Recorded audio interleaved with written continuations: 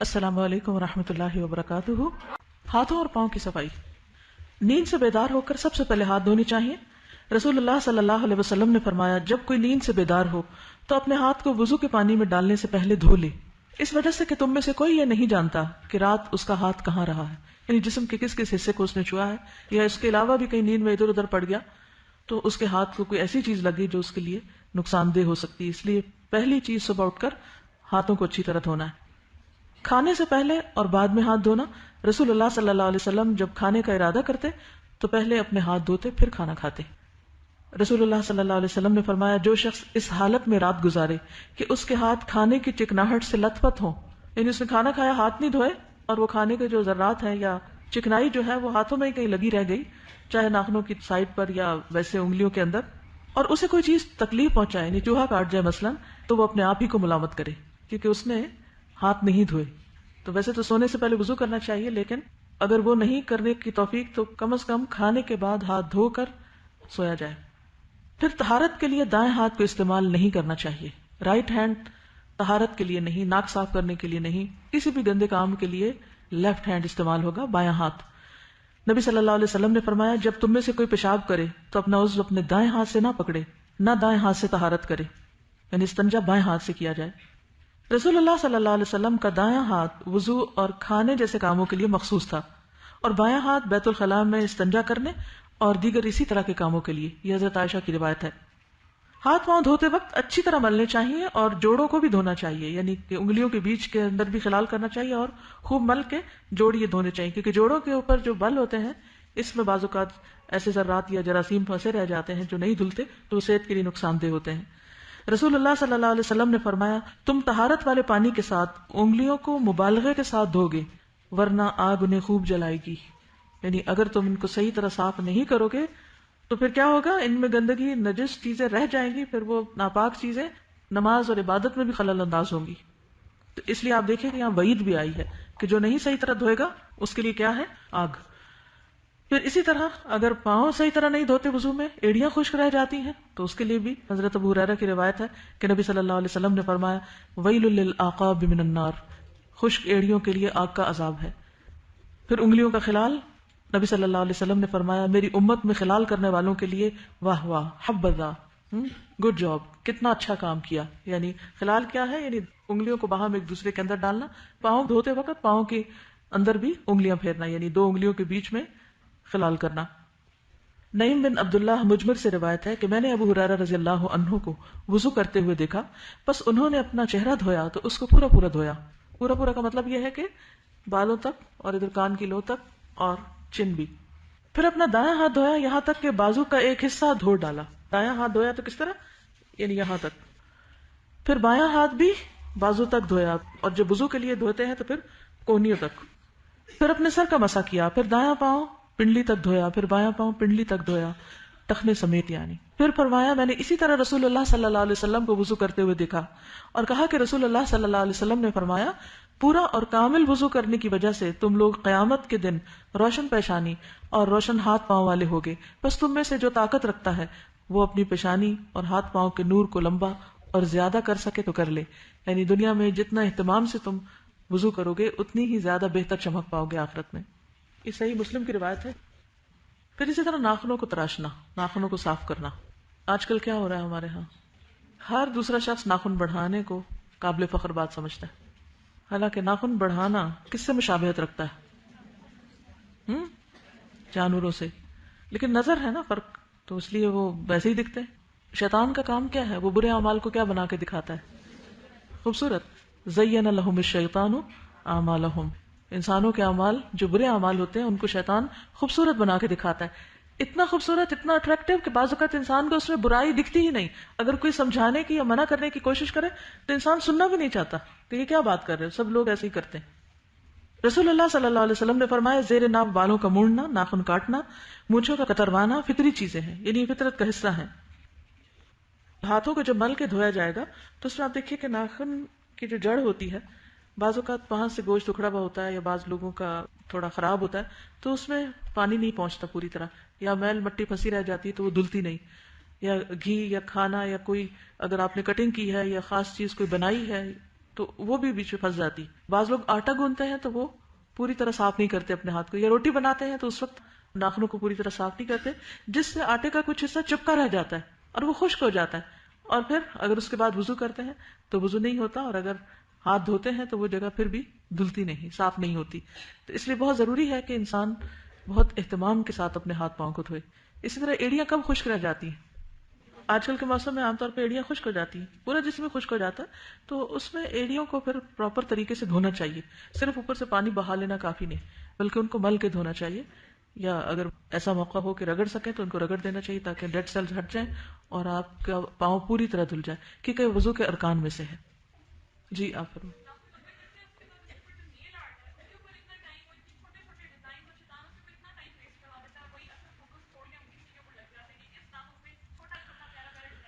جی, design کے علاوہ جو لیئر ہم ہر وقت اوپر رکھتے ہیں اس سے آکسیجن نہیں پہنچتی ناخنوں کو, تو وہ ویسے بھی ٹھیک نہیں صحت کے اعتبار سے بھی. جی, عام طور پہ سردی یا کئی بیماریاں جو ہیں وہ ناخنوں کے ذریعے جسم میں داخل ہوتی ہیں, پاؤں اور ناخنوں کے ذریعے.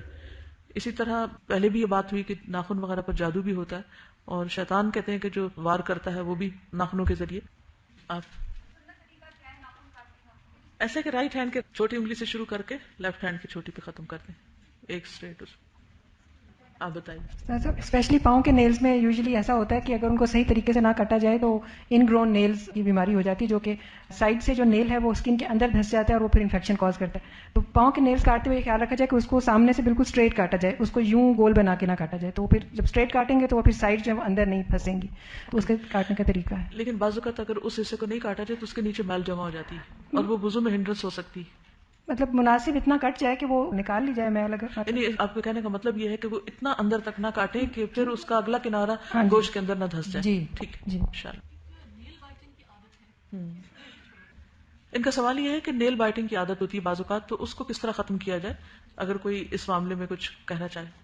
ایک تو نیل بائٹنگ جو ہے وہ ریسرچ ہوئی تھی کہ انفیریورٹی کمپلیکس والے لوگ کرتے ہیں نیل بائٹنگ, اور دوسرا یہ کہ اس کے لیے ایک میڈیسن ملتی ہے اور کافی بیٹر سی ہوتی ہے, وہ بچوں کے لیے یوز کرتے ہیں. اگر کوئی بڑا کرتا ہے تو وہ خود لگا لے, کہ وہ نیلز کے اوپر لگا دی جاتی ہے یا ان کی نچلی والی جو جگہ ہوتی ہے وہاں پہ, تو وہ جب بائٹ کرتے ہیں تو ذائقہ برا ہوتا ہے تو ایسا ایسا پھر چھوٹ جاتی ہے. اوکے جی, آپ صحیح طرح سے کاٹ لیں گے نا اس کو, جب آپ منہ کی طرف لے کے جائیں کچھ ہوگا ہی نہیں کھانے کے لیے تو پھر واپس آ جائیں گے. ہاں, یہ بھی اچھا علاج ہے, دس اے گڈ ٹریٹمنٹ. حل یہی ہے کہ بڑھنے ہی نہ دیں. جی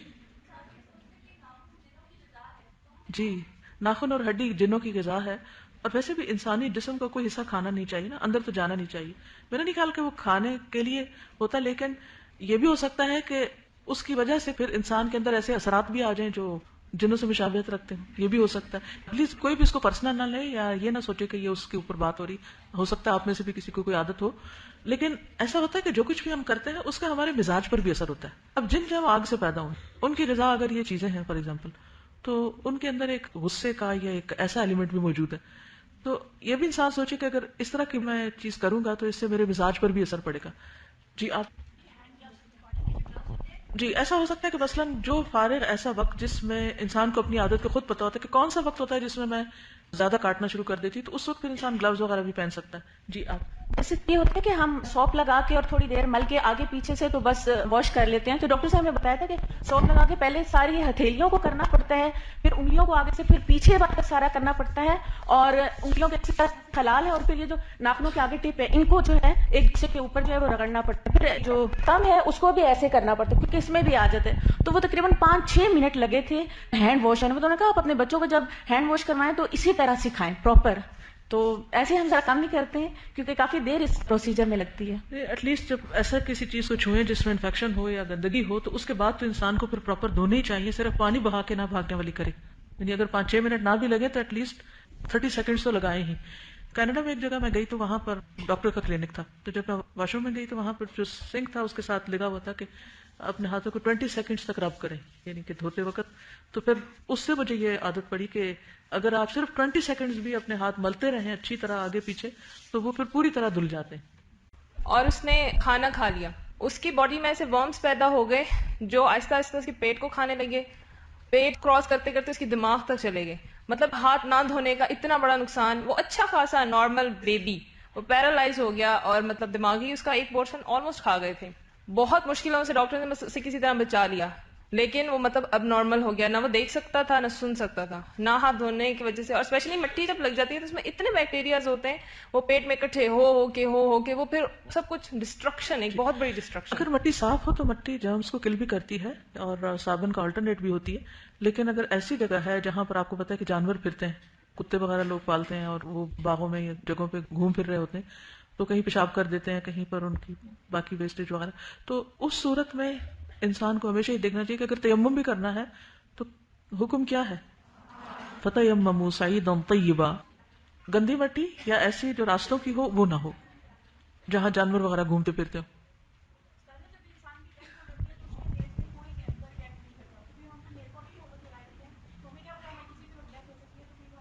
جی سب سے بڑی بات تو یہ کہ اگر آپ وضو سے پاک نہیں ہوئے تو وہ جو پاکیزگی کی کیفیت اور ایک سکون کی کیفیت ہے وہ نہیں نصیب ہوگی، پھر عبادت قبول نہیں ہوگی.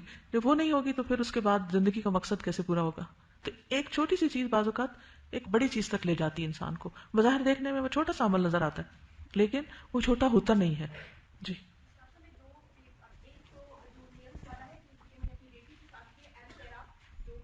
ایلو ویرا جیسے ہم لوشن لگاتے ہیں ایسے ایلو ویرا لگا لیں. بالکل. ایک یہ تھا، اور دوسرا یہ کہ جو ابھی میں یہ پڑھ رہی ہوں تو میرے لیے بڑی تکلیف دہ چیز ہے کہ خشک ایڑیوں کو عذاب دیا جائے گا. تو میری ایک پریکٹیکل سی ٹپ ہے. ایک تو یہ کہ آپ کا لوشن آپ کے جائے نماز کے پاس ہونا چاہیے کہ وضو کر کے جب آپ نماز کے لیے جائیں تو آپ وہ لگائیں.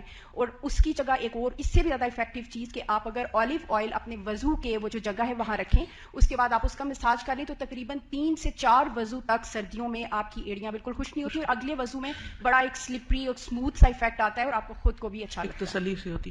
اس کے علاوہ یہ ہے کہ جیسے فجر کی نماز پڑھ کر وضو کی حالت میں اگر آپ ویزلین یا کوئی بھی ایسے پیٹرولیم جیلی لگا کے ایک دفعہ آپ جرابیں پہن لیں اور باقی نمازوں میں آپ صرف مسح کرتے جائیں، اور اس کے بعد اگر اگلے دن آپ دیکھیں گے تو آپ پہلے سے بہتر ہوں گے. پھر اگلے دن صبح اگر آپ دھو رہے ہیں تو اس میں کوئی بھی چیز خشک باقی نہیں رہے گی. جی وضو میں خشک نہ رہے. وضو دن میں 5 دفعہ کرنا ہوتا ہے تو اس لیے ویسے ڈرائی ہو جاتی ہے تو ظاہر ہے کہ سب کو کچھ نہ کچھ تکلیف ایسی ہو جاتی ہے، لیکن چونکہ اس کا تعلق وضو سے ہے تو وضو نہیں ہوگا اگر خشک رہ گی. عموماً آپ دیکھیے جب ہم وضو کر رہے ہوتے ہیں تو ہم میں سے کتنے لوگ ایڑی کو ملتے ہیں؟ کتنے؟ ہارڈلی ملتے ہیں. ہم سامنے کا حصہ پھر بھی انگلیوں میں خلال وغیرہ کر لیے، دھو لیا، لیکن پاؤں اٹھا کے نیچے سے اس کو رب کرنے میں ایک مشکل ہوتی ہے. کیوں نہیں لگے گا؟ آئل یا سوائل کوئی بھی ایسی چیز جو بہنے والی ہو وہ وضو میں حائل نہیں ہے. ٹھیک ہے، یعنی اس چیز کے بارے میں ذہن میں رہے کہ بعض لوگوں کو یہ خیال آتا ہے کہ اگر ہم نے کہیں بھی تیل لگا لیا تو ہمارا وضو نہیں ہوگا. ایسا کچھ بھی نہیں ہے. مسے میں وضو میں تیل حائل نہیں ہے کیونکہ تیل خود پانی کی طرح بہنے والی چیز ہے. اگر وہ لگتی تو وہ ٹھہرنے نہیں دیتی، وہ سکن کو ڈھانپتی نہیں ہے. سکن کو ایسی چیزیں ڈھانپتی ہیں کہ جو سالڈ ہوتی ہیں.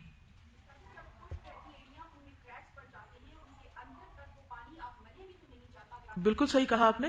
ایڑیاں جب خشک ہوتی ہیں تو کریکس پڑتے ہیں، کریکس کے اندر انفیکشن ہوتا ہے، بعض اوقات اس میں مزید مٹی اور گندگی اور جرمز پھنس جاتے ہیں. طہارت پوری نہیں ہوتی، طہارت کے تقاضے پورے نہیں ہوتے. ٹھیک، یعنی ان چیزوں میں احتیاط کی ضرورت کیوں ہے؟ تاکہ ہم پاک صاف ہو کر اللہ کے حضور حاضر ہوں. شروع کی وحی میں یہ آ گیا تھا نا، وَالرُّجْزَ فَاهْجُرْ، ہر طرح کی گندگی کو اپنے سے الگ کر دیں، چاہے وہ ناخنوں کے اندر ہے، چاہے وہ ان جوڑوں کے اوپر جو لکیریں ہیں ان کے اندر، سلوٹیں یا بل جو ہیں ان کے اندر، یا خشک ایڑیوں کے اندر، کہیں پر بھی.